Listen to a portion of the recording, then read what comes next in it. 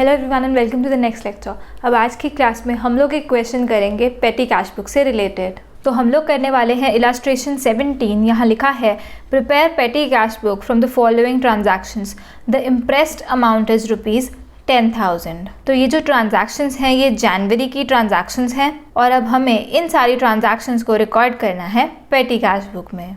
तो अब पेटी कैश बुक का फॉर्मेट मैंने ऑलरेडी बना लिया है। तो पेटी कैश बुक का फॉर्मेट कैसे होता है, इसकी भी डेबिट और क्रेडिट साइड होती है, बट हाफ वे ही ये जो डेबिट और क्रेडिट वाला चीज़ होता है ये ख़त्म हो जाता है, क्योंकि उसके आगे वाला पार्ट होता है एनालिसिस ऑफ पेमेंट्स का। तो सबसे पहले जो मेन हमारी जो पेटी कैश बुक है वो ये है। तो यहाँ पर फर्स्ट कॉलम जो रहता है वो होता है अमाउंट रिसीव्ड का, और वो डेबिट होगी, क्योंकि जब कैश हमारे पास आएगा, पेटी कैश हमारे पास आएगा, तो उसे हम डेबिट करेंगे, डेबिट इंक्रीज इन एसेट। तो यहाँ पर वो अमाउंट रिसीव्ड आएगी जो भी कैश हमें मेन कैशियर प्रोवाइड करेगा एज इम्प्रेस्ड।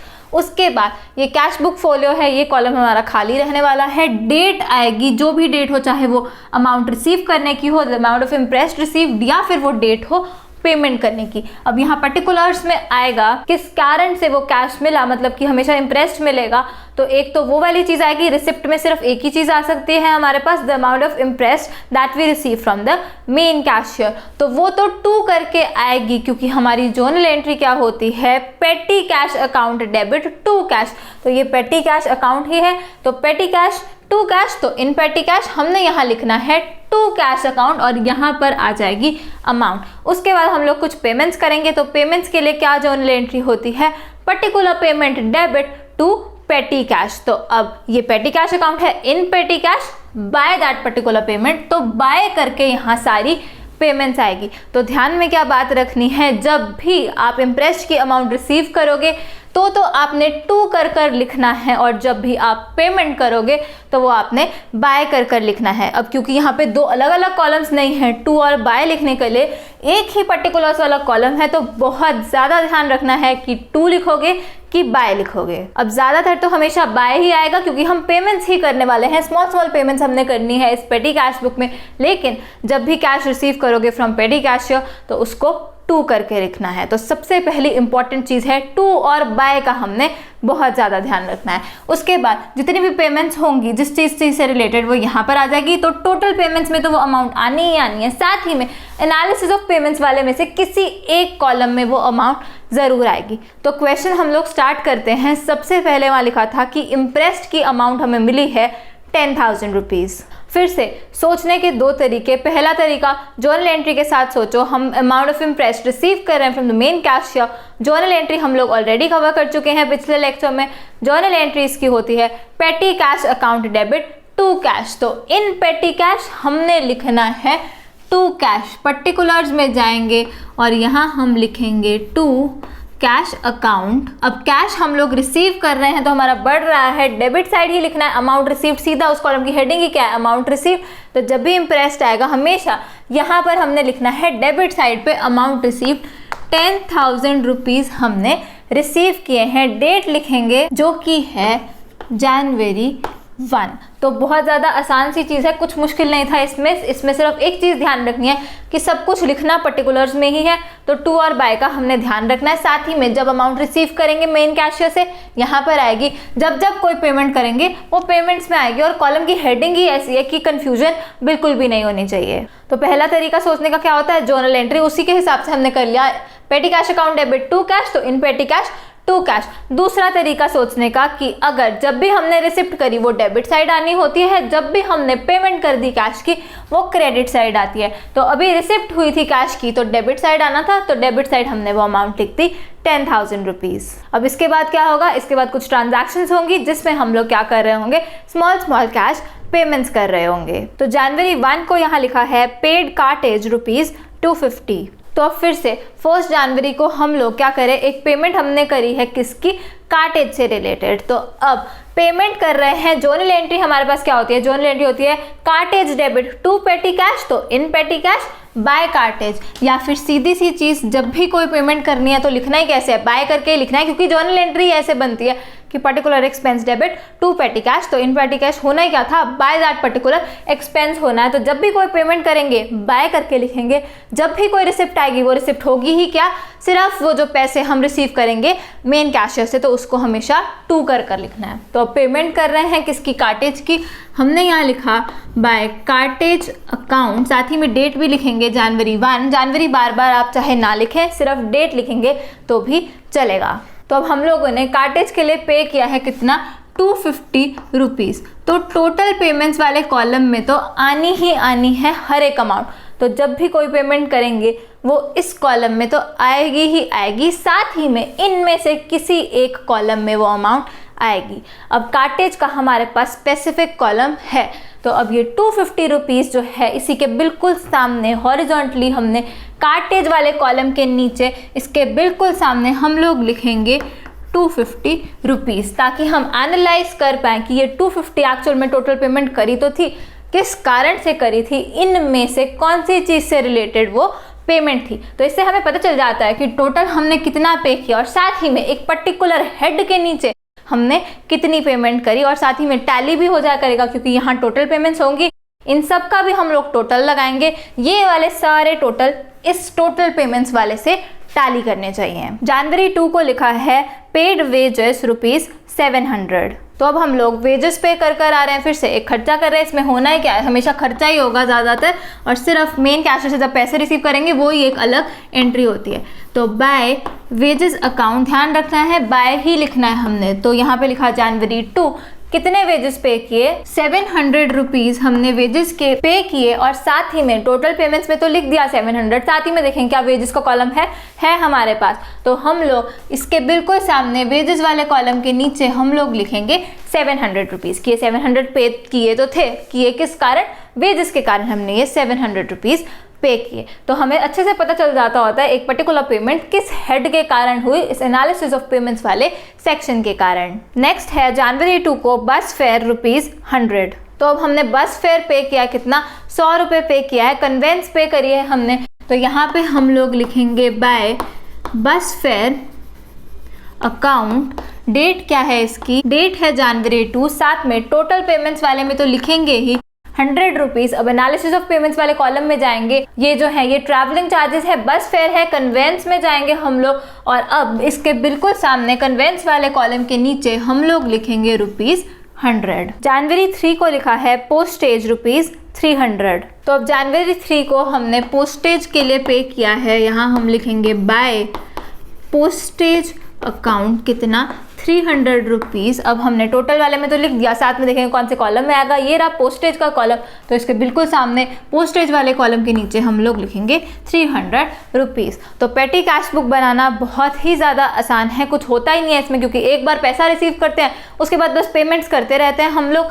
सिर्फ ध्यान क्या रखना है, एक तो यहाँ पे टू और बाय लिखना भूलना नहीं है, ये नहीं करना कि सिर्फ नाम लिख दिया अकाउंट का और टू और बाय लिखा ही नहीं, ऐसे बिल्कुल भी नहीं करना। जब पैसा रिसीव करोगे तो हमेशा टू करके आएगा, टू कैश अकाउंट ही होगा, और उसके बाद जितने खर्चे होंगे, जितनी पेमेंट्स होंगी, वो बाय करके सारी एक्सपेंसेस रिकॉर्ड होंगे। साथ ही में एक और चीज़ जो बहुत ज़्यादा ध्यान रखनी है कि पेमेंट्स जो है, हर पेमेंट हमेशा 2 कॉलम्स में आएगी ही आएगी। ऐसे नहीं करना कि सिर्फ टोटल पेमेंट्स वाले कॉलम में लिख दिया और ये वाले कॉलम्स में से किसी एक में लिखना भूल गए। अगर ऐसा कर दिया तो जब ये टोटल लगाओगे सारे कॉलम्स का, वो टैली नहीं करेगा और आपको लगेगा आपने क्वेश्चन गलत कर दिया है। तो अब इसलिए बिल्कुल ध्यान रखना है कि हर एक पेमेंट 2 कॉलम्स में तो रिकॉर्ड होगी ही होगी, एक तो टोटल पेमेंट्स वाले में और साथ ही में इनमें से किसी एक कॉलम में हर एक पेमेंट रिकॉर्ड होनी है। जनवरी 4 को लिखा है रिफ्रेशमेंट फॉर एम्प्लॉयज ₹400। तो अब रिफ्रेशमेंट के लिए हमने पे किए हैं 400 रुपीज़, इसे भी हम यहाँ पे लिखेंगे बाय रिफ्रेशमेंट कितना पे किया है, 400 रुपीज़ हमने पे करे। डेट देखेंगे, डेट है इसकी जनवरी 4। अब ये वाले कॉलम में तो हमने लिख लिया टोटल पेमेंट्स वाले कॉलम में, अब इनमें से किसी कॉलम में ये रिफ्रेशमेंट वाला नहीं बैठ रहा, ना ही postage and courier, wages, conveyance, cartage, stationery, कुछ भी नहीं है। ये कहाँ जाएगा, मिसलेनियस एक्सपेंसेस वाले कॉलम में सारे वो खर्चे चले जाएंगे जो इनमें से कोई हेड के नीचे नहीं आएंगे। तो ये रिफ्रेशमेंट के बिल्कुल सामने मिसलेनियस एक्सपेंसेस के नीचे हमने लिखना है 400 रुपीज़। जनवरी 6 को लिखा है कोरियर चार्जेस ₹150। अब जनवरी 6 को कोरियर के लिए पे किया है हमने, तो यहाँ लिखेंगे बाय कोरियर चार्जेस कितना पे किया है, 150 रुपीज़ हमने पे किया। और ये कॉलम भी है हमारे पास पोस्टेज एंड कोरियर का, तो इसके बिल्कुल सामने हमने लिखना है 150 रुपीज़ पोस्टेज एंड कोरियर वाले कॉलम में। जनवरी 8 को लिखा है रिफ्रेशमेंट ऑफ कस्टमर रुपीज़ 600। अब जनवरी 8 को रिफ्रेशमेंट के लिए पे किया हमने, तो यहाँ लिखेंगे बाय रिफ्रेशमेंट कितना पे किया है, 600 रुपीज़। तो टोटल वाले कॉलम में तो हमने लिख ही दिया 600 रुपीज़, साथ ही में इनमें से किसी कॉलम में नहीं आएगा, हम लोग जाएंगे मिसलेनियस एक्सपेंसेस वाले कॉलम में। इसके बिल्कुल सामने मिसलेनियस एक्सपेंसेस के नीचे हमने लिखा 600। जनवरी 10 को लिखा है कार्टेज रुपीज़ 400। अब जनवरी 10 को हमने कार्टेज के लिए पे किया, तो यहाँ लिखेंगे बाय कार्टेज कितना पे किया है, 400 रुपीज़। तो टोटल वाले में तो आएगा, साथ में कार्टेज का हमारे पास कॉलम है, तो इसके बिल्कुल सामने कार्टेज वाले कॉलम के नीचे हमने लिखना है 400 रुपीज़। जनवरी 15 को लिखा है taxi fare to manager rupees 800। अब जनवरी 15 को हमने टैक्सी फेयर पे किया, तो यहाँ लिखा बाय टैक्सी फेयर कितने रुपीज़ पे करे हैं, 800 रुपीज़ हमने पे किया। तो टोटल वाले कॉलम में तो हमने लिख ही दिया, साथ ही में कन्वेंस में आ जाएगा। ये कुछ ट्रैवलिंग के चार्जेस हैं, तो कहाँ आएंगे, कन्वेंस के नीचे, कन्वेंस वाले कॉलम के नीचे इसके बिल्कुल सामने हमने लिखा 800 रुपीज़। जनवरी 18 को लिखा है स्टेशनरी रुपीज़ 700।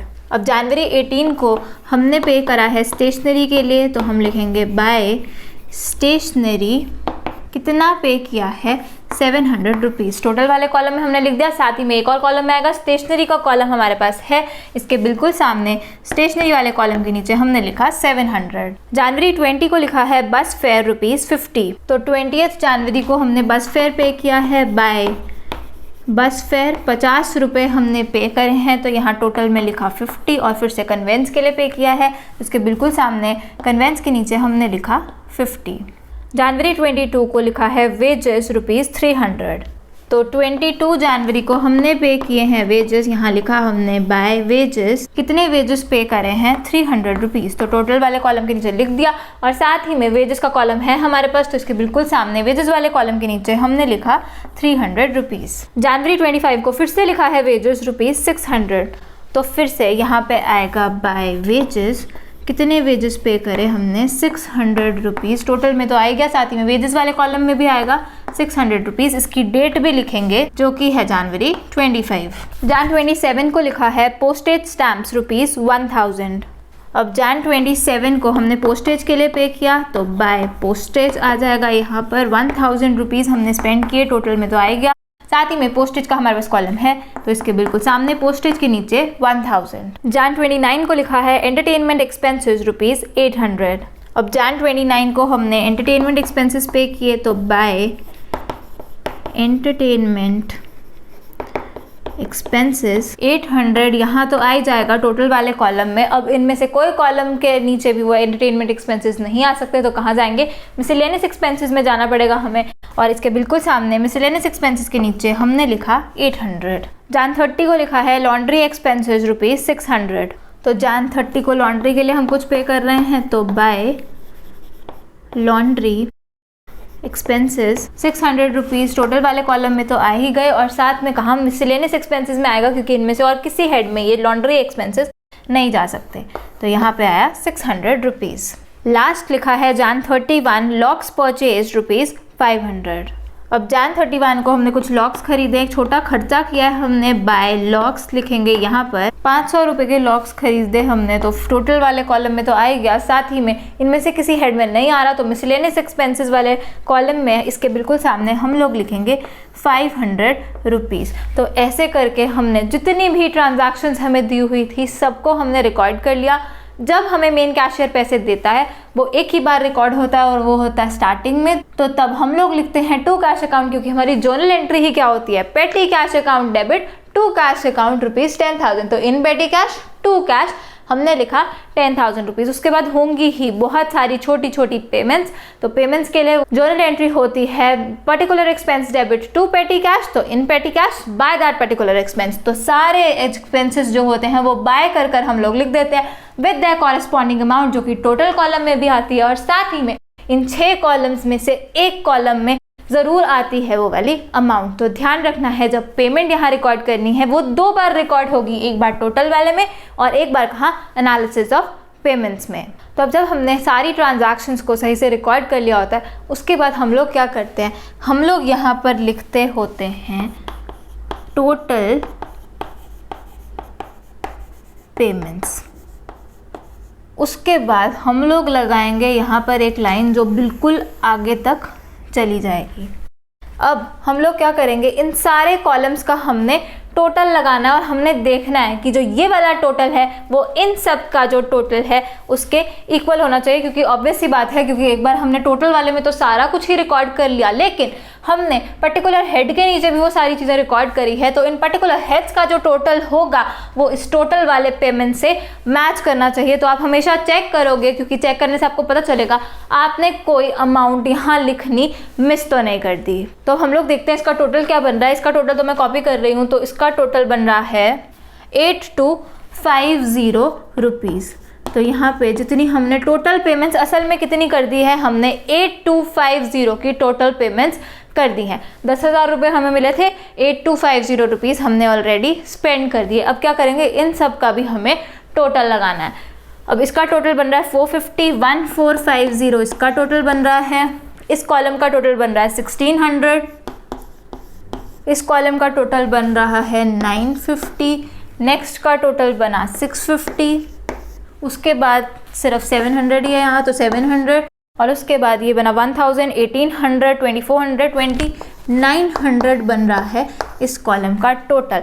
अब हमने चेक करना होता है, जब ये टोटल लगा लिया हमने हमेशा चेक करना है कि ये जो सारे टोटल हैं, एनालिसिस ऑफ पेमेंट्स वाले जितने भी कॉलम्स हैं उन सब का टोटल इक्वल होना चाहिए इस टोटल पेमेंट्स के। तो अब आप लोग चेक करोगे 1450 plus 1600 plus 950 plus 650 plus 700 plus 2900 वो क्या होगा, वो 8250 ही होगा। और अगर ये मिसमैच करता है इसका मतलब आप कहीं पे कोई ना कोई या तो अमाउंट गलत लिख दी है या फिर कोई अमाउंट आप लिखना भूल गए हो। साथ ही में एक और चीज़ ध्यान रखना है जो कि है ओमिशन। ओमिशन का मतलब कुछ एंट्री देखी ही नहीं आपने, कोई ट्रांजैक्शन थी वो आपने देखी ही नहीं तो उसको कहीं भी नहीं रिकॉर्ड किया, ना टोटल में रिकॉर्ड किया ना आपने ये एनालिसिस वाले में लिखा, तो उसमें क्या होगा, आपका ये टैली भी कट जाएगा। तो बहुत ध्यान रखना है कि कोई भी ट्रांजैक्शन छोड़नी नहीं है, ओमिट नहीं करनी। अब ऐसे करके टोटल लगाने के बाद ये जब हमने देख लिया कि 8250 इज इक्वल टू इन सब का टोटल, वो भी 8250 ही निकलेगा। उसके बाद क्या करेंगे, लगाएंगे इधर का टोटल जितना इंप्रेस्ड हमें एक्चुअल में मिला होता है, थोड़ा सा जगह छोड़कर। तो यहाँ हमने लिखा 10,000, क्योंकि रिसिप्ट्स कितनी थी, रिसिप्ट्स थी कितनी हमारे पास, 10,000 की रिसिप्ट्स थी जितना इंप्रेस्ड हमें मिला। उसके बाद जो टोटल पेमेंट्स वाला कॉलम है इसके बिल्कुल सामने हम लोगों ने यहाँ पर भी टोटल लिखना है यही, क्योंकि असल में हमें कितने मिले थे, 10,000 रुपये ही हमें मिले थे। तो जो यहाँ पर टोटल होगा आपकी रिसिप्ट्स का, जितने पैसे आपको मिले उसके बिल्कुल सामने आपने यहाँ पर भी वही लिख देना है, ताकि हम लोग निकाल सकें कि बैलेंस कैश हमारे पास कितना बचा है after paying for all these पेटी एक्सपेंसेस। तो अब हमने देख लिया कि 10,000 रुपये हमें मिले थे, उसमें से 8250 रुपीज़ हमने स्पेंड कर दिए, तो बैलेंस क्या है, बैलेंस कैश हमारे पास बच गया है। तो इन केस ऑफ पेटी cash book, total of debit side will obviously exceed the total of credit side. Cash है तो कैश जब आएगा तो ही तो हम पे करेंगे, तो हमेशा इस साइड का टोटल ज़्यादा होगा। बाय से ही हमेशा क्या होता है, बैलेंसिंग फिगर निकलती है कैश की। यहाँ हम लोग लिखेंगे बाय बैलेंस कैरी डाउन, जैसा कि हम हमेशा लिखते हैं। कैश का बैलेंस आता है क्या है, closing, by balance carry down ही उसका हमेशा क्लोजिंग बैलेंस आता है। और यहाँ पे हमारी ये निकली बैलेंसिंग फिगर, जिसको मैंने लिखा BF। तो 1000 माइनस 8250 कितना निकला, 1750 हमारे पास बैलेंसिंग फिगर निकल गई है कैश की। हमारे पास last date of January, date भी लिख देंगे यहाँ पर, जनवरी 31 को हमारे पास कितना कैश पड़ा है, हमारे पास कैश पड़ा है 1750 रुपीज़। हमने सारे पेटी एक्सपेंसेस, ये जो छोटी छोटी पेमेंट्स थी सारी पेमेंट्स कर दी। वो पेमेंट्स करने के बाद भी हमारे पास बच गए 1750 रुपीज़। तो अब हम लोग हमेशा क्या करते होते हैं, हमेशा हम लोग जब बैलेंस कैरी डाउन करें नेक्स्ट पीरियड में हमेशा उसको ब्रॉट डाउन भी करते हैं। तो नेक्स्ट डेट क्या होगी, अभी तक जनवरी चल रहा था तो नेक्स्ट डेट होगी February 1 को हमें इस बैलेंस को ब्रॉट डाउन भी करना है। तो यही वाला कॉलम है हमारे पास बैलेंस ब्रॉट डाउन कैसे करते हैं, अगर बाय बैलेंस कैरी डाउन हुआ है तो टू बैलेंस ब्रॉट डाउन। यहाँ पर हम लोग लिखेंगे टू, हमें पता है कैश का वैसे भी क्या होता है, डेबिट बैलेंस ही होता है। डेबिट बैलेंस लिखते ही कैसे होते हैं opening, to balance brought down. तो यहाँ हमने लिखा टू बैलेंस ब्रॉट डाउन, कितना है हमारे पास है 1750 रुपीज़।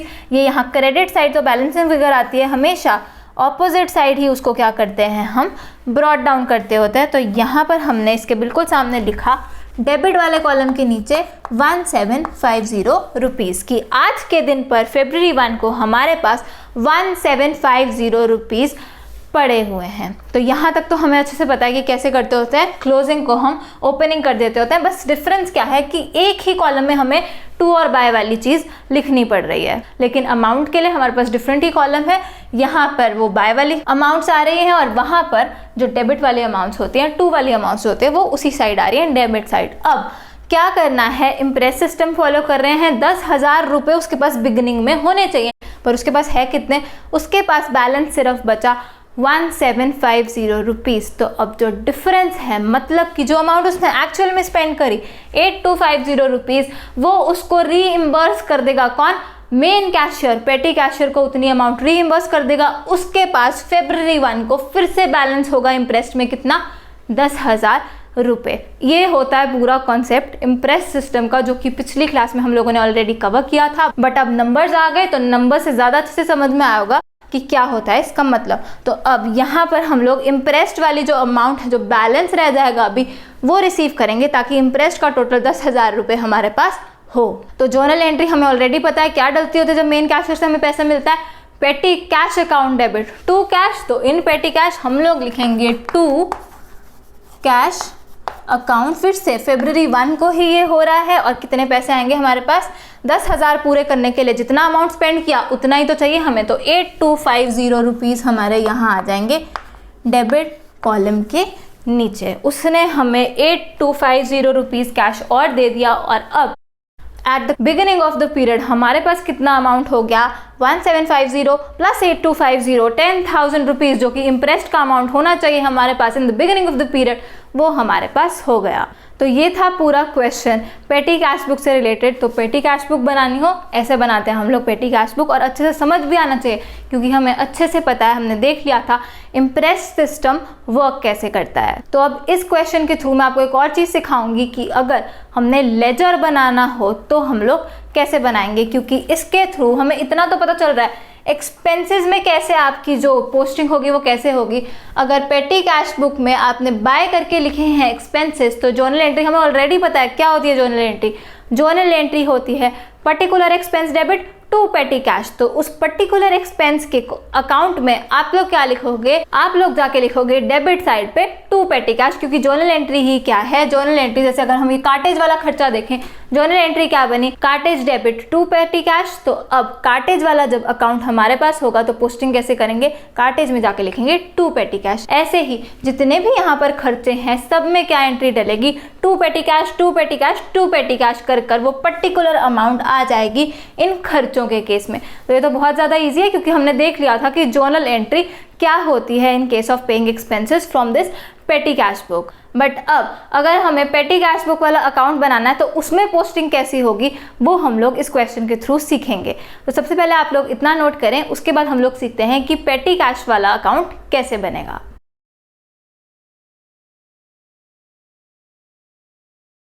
तो अब हमें इतना तो पता चल गया कि जब हमने पोस्टिंग करनी है पेटी कैश बुक के केस में, तो जितने भी एक्सपेंसेस हैं उनके अकाउंट में जाके तो क्या लिखना है, टू पेटी कैश लिखना है हमने डेबिट साइड पे विद इट्स पर्टिकुलर अमाउंट। लेकिन अब पेटी कैश में कैसे हम लोग एंट्री करेंगे, उसके लिए हमें एक स्पेसिफिक अकाउंट बनाना पड़ता है, इसका नाम है पेटी कैश अकाउंट। ये ऊपर वाली चीज़ कुछ नहीं है, ये बस मैंने फॉर्मेट रब नहीं किया क्योंकि इसके बाद एक और क्वेश्चन करवाना है।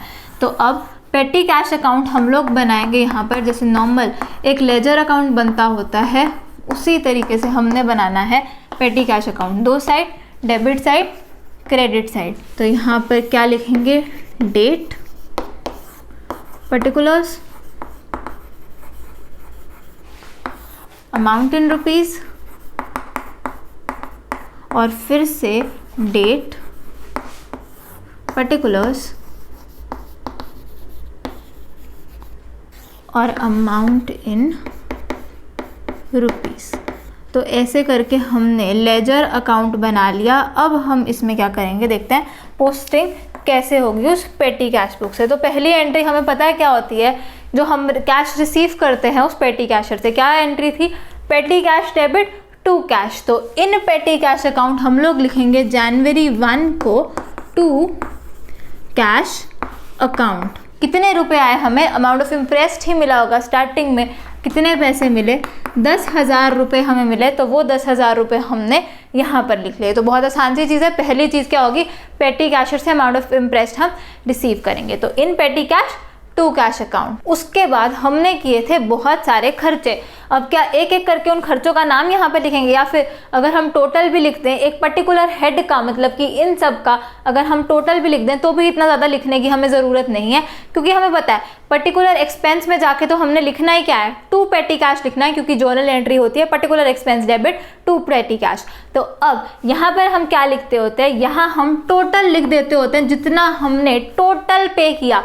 टोटल पेमेंट्स का मतलब जितना टोटल आ रहा था हमारे पास 8250 रुपीज़, वो हम यहाँ पर सीधा लिख देते होते हैं बाय सन्ड्रीज एज पर पेटी कैश बुक। तो यहाँ हमने क्या लिखा? बाय सन्ड्रीज एट पर पेटी कैश बुक। सन्ड्रीज का मतलब वो छोटी छोटी चीज़ें मिलकर उन्होंने एक बड़ी अमाउंट बनाई, तो उसको हम बोलते हैं सन्ड्रीज। जैसे सन्ड्री डेटर्स होता है वैसे यहाँ पे by sundries at per cash book मतलब कि by sundry expenses as per cash book. कितना? 8250 रुपीज़। क्योंकि जब भी हम कोई खर्चा करते हैं, एंट्री डालते हैं expense debit to petty cash, तो इन petty cash by that particular expense. अब बाय पर्टिकुलर एक्सपेंस बार बार लिखने की बजाय हमने क्या किया? हमने वो सारा कंबाइन कर लिया। टोटल जितने एक्सपेंसेस हमने पे किए उसका पूरा टोटल हमने लिखा बाय सन्ड्रीज एज पर पेटी कैश बुक 8250 रुपीज़। तो ये होता है डिफरेंस पेटी कैश बुक के केस में कि हम एक पेटी कैश अकाउंट बना लेते होते हैं जल्दी से, और वहाँ पर क्या करते हैं सीधा टोटल जितनी पेमेंट्स हमने करी वो हम लिख देते होते हैं बाय सन्ड्रीज एज पर पेटी कैश बुक। इसकी डेट हम लिख देते होते हैं लास्ट डेट Jan 31, क्योंकि तभी हमें पता चलता है कि टोटल कितनी हमने पेमेंट्स कर दी। तो अभी इसको मुझे एक्सटेंड करना पड़ेगा।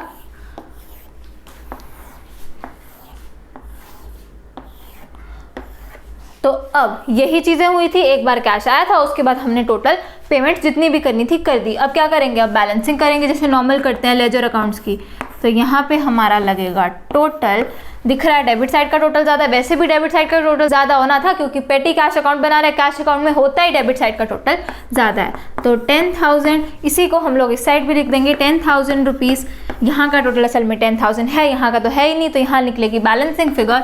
क्लोजिंग बैलेंस निकल रहा है हमारा Jan 31 को, क्या निकला? By balance carried down 1750 rupees, जो कि हम ऑलरेडी वहाँ पर देख चुके थे कि कैसे हमने बैलेंसिंग करी थी। तो अब ये बैलेंस हमारे पास निकल गया। बैलेंस को क्या करेंगे? ब्रॉट डाउन भी कर देंगे ऑपोजिट साइड पर। तो यहाँ लिखा February 1 को टू बैलेंस ब्रॉट डाउन कितना? 1750 रुपीज़। और लास्ट में एक और चीज़ हो जाएगी, हमें इंप्रेस्ड का अमाउंट पूरा करना है 10,000, तो फिर से कैश रिसीव करेंगे पेटी कैश डेबिट टू कैश। तो इन petty cash to cash account फिर से किस दिन को?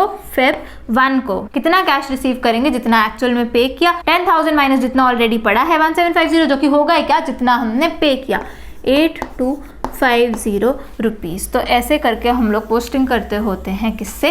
पेटी कैश बुक से। तो पर्टिकुलर एक्सपेंस में जाके तो लिखना है टू पेटी कैश, और एक पेटी कैश अकाउंट बना लेना है जिसमें सिर्फ क्या लिखना है? ये by sundries as per cash book लिखना होता है, यहाँ पे जितना हम कैश एक्चुअल में रिसीव करते हैं, और ऐसे करके हमारी पोस्टिंग हो जाती होती है। तो ये था एक कंप्लीट क्वेश्चन पेटी कैश बुक से रिलेटेड। अगर आपको कोई जर्नल एंट्रीज भी पूछ रहे वो भी आपको पता होनी चाहिए। हमने फर्स्ट लेक्चर में कवर कर ली थी पेटी कैश बुक के में। सबसे पहले हम पैसे रिसीव करेंगे पेटी कैश डेबिट टू कैश, उसके बाद हम लोग एक्सपेंसेस पे करेंगे particular expenses debit to petty cash. Last में क्या होगा? जितना बैलेंस रहेगा, जितना उसको जब हम इंप्रेस्ड के अमाउंट से माइनस करेंगे वो आ ही क्या जाएगा? जितना अमाउंट एक्चुअल में स्पेंड करी वो अमाउंट भी हमारी रीइंबर्स कर देगा हमें मेन कैशियर। तो फिर से जर्नल एंट्री डल जाएगी पेटी कैश डेबिट टू कैश। तो ये वाला क्वेश्चन यहाँ पे खत्म होता है और इसी के साथ ये वाला लेक्चर भी यहाँ पर खत्म होता है। अब हम लोग मिलेंगे नेक्स्ट लेक्चर में और एक और क्वेश्चन करेंगे पेटी कैश बुक से related. So thanks for watching. I'll see you in the next lecture. Keep smiling and keep learning. Bye bye.